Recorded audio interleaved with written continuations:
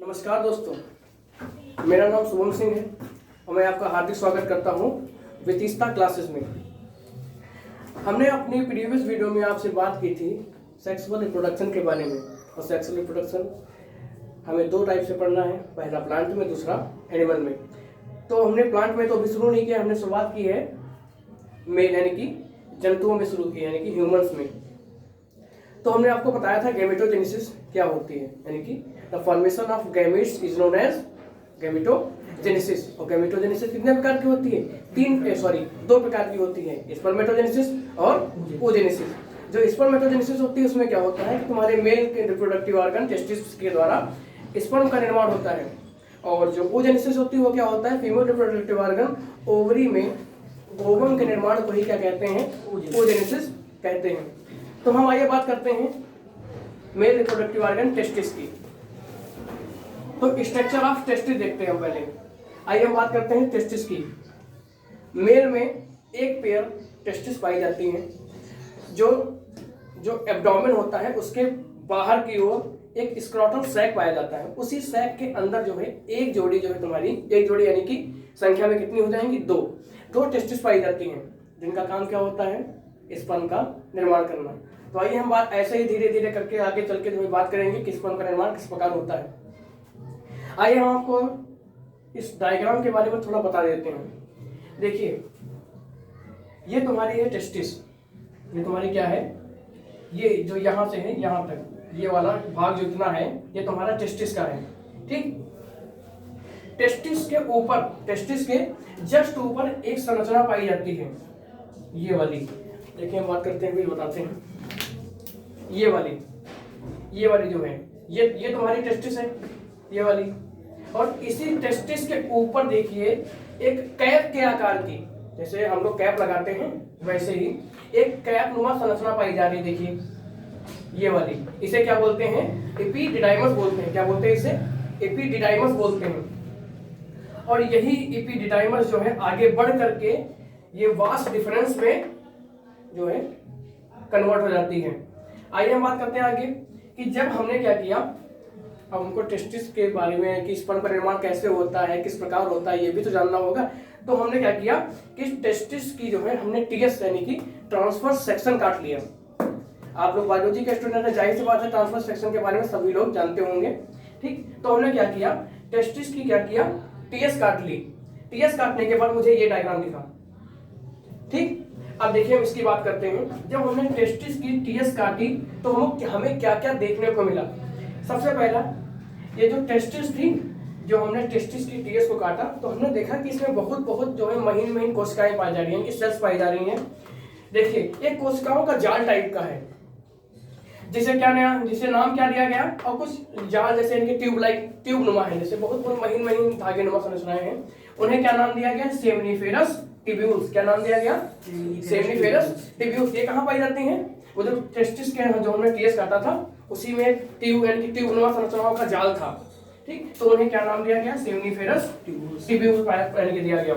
और ये जो सेमनीफेरस ट्यूब्यूल्स हैं इनके बीच में कुछ थोड़ा बहुत गैप है, बहुत महीन गैप है। तो उस गैप को जो है क्या नाम दिया गया है, सेप्टम। क्या नाम दिया गया है, सेप्टम।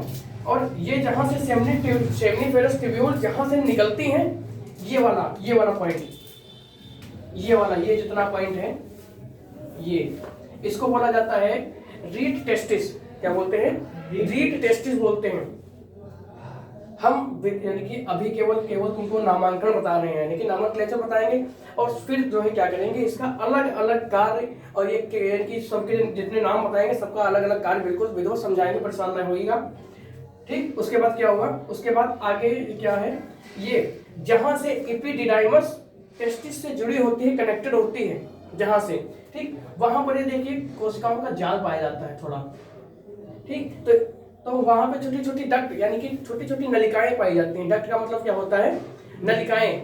ठीक, उन नलिकाओं को नाम क्या दिया गया है यहाँ पे, इफरेंट डक्ट। देखिए इफरेंट और अफरेंट दो प्रकार की होती हैं, इफरेंट और अफरेंट, समझ गए। तो ये यहाँ पर इफरेंट है, और हम सबको बताएंगे कि आखिर इफरेंट और अफरेंट का मतलब क्या होता है। पहला हम केवल यही जानेंगे कि आखिर इसमें क्या क्या होता है मेल रिप्रोडक्टिव ऑर्गन में। फिर उसके बाद क्या हुआ कि जो ये तुम्हारे सेमिनिफेरस ट्यूब्यूल्स हैं उसमें बहुत छोटे छोटे महीन महीन जो है लोब्यूल पाए जाते हैं। क्या पाए जाते हैं? लोब्यूल पाए जाते हैं। देखिए हमने इसकी बात कर ली, इसकी बात की, इसकी बात की, इसकी भी बात कर ली। अब देखिए जो ये टेस्टिस है, यानी कि टेस्टिस की क्या है, ये पूरी संरचना है। टेस्टिस के अंदर क्या है? सेमिनिफेरस ट्यूब्यूल है, और सेमिनिफेरस ट्यूब्यूल के बाहर जो जस्ट लेयर है उसको क्या बोला जाता है? ट्यूनिका अल्बुजिनिया। क्या बोलते हैं? ट्यूनिका अल्बुजिनिया बोलते हैं।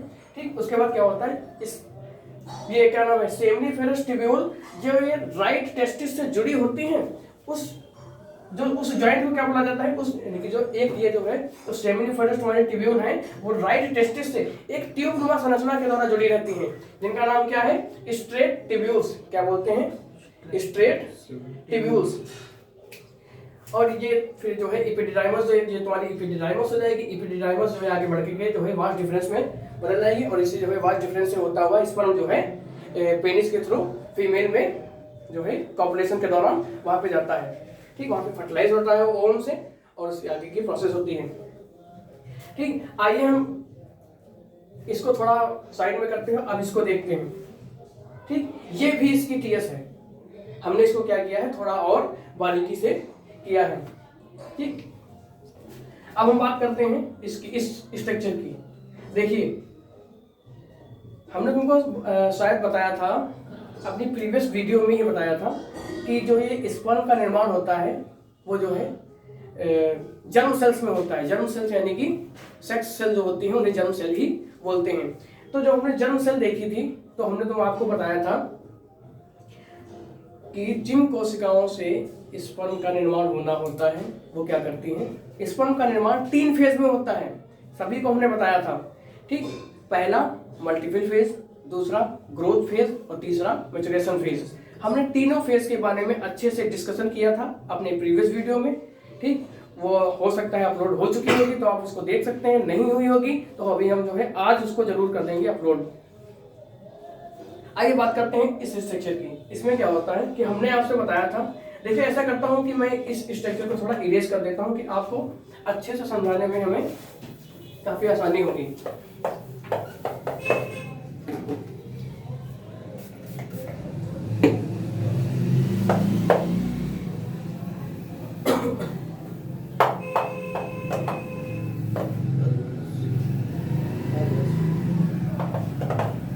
देखिए अभी हम इस स्ट्रक्चर की बात करेंगे। तो देखिए इस स्ट्रक्चर को पढ़ने से पहले हम कुछ आपको बता दे रहे हैं कि देखो ये आपकी क्या है, ये रेड पेन जो है सही से आ रहा है इस पे कैमरे में, कोई दिक्कत नहीं है? ठीक, ये देखिए ये तुम्हारी एक जर्म सेल है, जर्म सेल। और मेल में कौन सी जर्म सेल होती है? यानी कि जर्म सेल कहाँ पाई जाती है? यानी कि टेस्टिस में। ये टेस्टिस की क्या है? एक कोशिका है। ठीक, अब देखिए इस टेस्टिस, ये जो तुम्हारी टेस्टिस है, ये जो जर्म सेल है वो कैसी है? 2n है। ये कैसी है? 2n है। तो देखिए सबसे पहले इसमें क्या चलेगी? कौन सी फेज चलेगी? हमने तुमसे क्या बताया था कि जो हमारी स्पर्म यानी कि गैमेटोजेनेसिस की प्रोसेस होती है वो 3 यानी कि फेजेस में कंप्लीट होती है। पहली फेज मल्टीप्लिकेशन, दूसरी ग्रोथ और तीसरी मैच्योरेशन यानी कि परिपक्वन फेज। अब सबसे पहले कौन सी फेज गुजरेगी इसमें? Multiplication phase. तो हम पहले बात करते हैं मल्टीप्लिकेशन फेज की। अब देखिए मल्टीप्लिकेशन यानी कि द्विगुणन होगा, यानी कि एक कोशिका से 2 कोशिकाएं और 2 कोशिकाओं से 4 कोशिकाएं का निर्माण होगा। देखिए हम बात करते हैं इसकी। फिर ये जब डिवाइड हुई यानी कि जब इनमें इस सेल में क्या हुआ? मल्टीप्लिकेशन। मल्टीप्लिकेशन के बाद क्या हुआ कि 2nn की 2 कोशिकाएं बन गई। और फिर यही और फिर दोबारा एक बार इसमें मल्टीप्लिकेशन हुआ। फिर क्या हुआ? 2nn की इससे 2 और इससे भी 2 कोशिकाएं बन गई। क्या बन गई? 2 कोशिकाएं बन गई। अब ये जो तुम्हारा था, ये तुम्हारा पहला फेज कंप्लीट हो गया। कौन सा? Multiplication phase. बोलना ना है, मल्टीप्लिकेशन फेज। मल्टीप्लिकेशन फेज जो तुम्हारी कंप्लीट हो गई है। अब हम दूसरी फेज की बात करेंगे। 1 मिनट रुकिएगा। देखिए मल्टीप्लिकेशन फेज जो जर्म सेल में हुआ था उसके बाद क्या हुआ था? उसके बाद जो बनने वाली कोशिकाएं थी उनका नाम क्या दिया गया? स्पर्मेटोगोनियम। क्या नाम दिया गया? स्पर्मेटोगोनियम। क्या नाम दिया गया? स्पर्मेटोगोनियम। अब इसमें क्या होगा? बताओ। देखो, हम सभी सेल्स का नहीं करेंगे, केवल एक सेल्स को पकड़ के रखते हुए आगे इसकी प्रोसेस करेंगे। देखिए इसमें क्या हुआ, देखो मल्टीप्लिकेशन फेज तो तुम्हारी कंप्लीट हो चुकी है। तो हमेशा तुम ध्यान रखना कि मल्टीप्लिकेशन फेज में क्या होता है, तुम्हारी स्पर्मेटोगोनिया का फॉर्मेशन होता है। तो तुम्हारी स्पर्मेटो जो है गोनियम बन गई है, तो यानी कि तुम्हारा मल्टीप्लिकेशन पूरा हो गया है। ठीक, अब देखते हैं तुम्हारा दूसरा फेज अब चालू होगा। दूसरा फेज क्या था? Growth phase. तो अब देखो ग्रोथ फेज में क्या होगा कि जो कोशिका है तुम्हारी, ये 2 कोशिका, इसका नाम क्या हमने दिया था? स्पर्मेटोगोनियम। ये क्या करेगी? अपने आकार में वृद्धि करेगी। क्या होगा इसका? अपने आकार में ये वृद्धि करेगी। और जैसे ही ये अपने आकार में वृद्धि करती है, ठीक, तो इसे क्या नाम, इसका नाम क्या हो जाता है? इसका नाम हो जाता है प्राइमरी स्पर्मेटोसाइट। क्या नाम हो जाता है?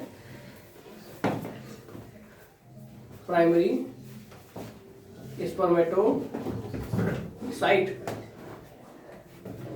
स्पर्मेटोगोनियम ग्रोथ करने के बाद उसका नाम क्या हो जाता है? Primary spermatocyte. ठीक, और प्राइमरी स्पर्मेटोसाइट जो है, फिर इसमें क्या होता है?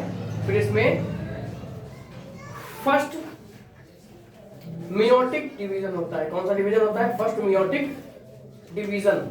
ठीक, अब जैसे ही फर्स्ट मियोटिक डिवीजन होता है, तैसे क्या बनता है तुम्हारा बन जाएगा तुम्हारा एन की जो है 2 कोशिकाएं बन जाएंगी। एन की 2 कोशिकाएं बन जाएंगी। अब इनका नाम क्या हो जाएगा? Secondary spermatocyte. और जैसे ही सेकेंडरी स्पर्मेटोसाइट का निर्माण हुआ, उसके बाद क्या होगा? इसमें जो है सेकेंड मियोटिक डिवीजन होगा। कौन सा होगा? सेकेंड मियोटिक डिवीजन होगा। और जैसे ही सेकेंड मियोटिक डिवीजन हुआ, तो जो तुम्हारी सेकेंडरी स्पर्मेटोसाइट है, वो किसमें बदल जाएंगी? स्पर्मेटिड्स में बदल जाएंगी। किसमें बदल जाएंगी? स्पर्मेटिड्स में बदल जाएंगी। यानी कि ये बन जाएगी। सुना बढ़िया। ठीक, और यही स्पर्मेटिड्स आगे मेटामॉर्फोसिस के द्वारा, मेटामॉर्फोसिस क्या होता है? यानी कि कायांतरण होता है इनका। यही स्पर्मेटिड्स क्या आगे चल के क्या बनेंगी? स्पर्म बन जाएंगी। ठीक, तो ये हमने तुमको डायग्रामेटिक रिप्रेजेंटेशन दिया है। अगर ये समझ में आया है तो ये कर लो। और ये भी जो है वही चीज है जो हमने तुमको ये समझाया है, ये वही है। ठीक, देखो जब हमने इसकी टीएस काटी थी तो क्या था? सबसे पहले क्या थी? स्पर्मेटोगोनियम बनी थी। हाँ, और आगे चल के क्या हुआ था? यही किसमें बदल गई थी? प्राइमरी स्पर्मेटोसाइट में। यहाँ पे प्राइमरी स्पर्मेटोसाइट लिखा था। उसके बाद यही आगे चल के क्या हुआ था? सेकेंडरी स्पर्मेटोसाइट में बदली थी। और यही सेकेंडरी स्पर्मेटोसाइट जो है आगे चल के स्पर्मेटिड्स का निर्माण करती हैं। उसके बाद क्या होता है? तुम्हारे स्पर्म का निर्माण हो जाता है। तो हमें काफी उम्मीद है कि हमने आपको जो है अपने अनुसार छोटी सी कोशिश की है। और हमें उम्मीद है कि आप जब इसको पढ़ेंगे तो आपको बहुत ही अच्छा लगेगा और समझ में भी आएगा। अगर तो ना समझ में आए तो आप जो है हमारा वीडियो जो है थोड़ा पीछे करके देख सकते हैं, जहाँ से ना समझ में आया हो। धन्यवाद।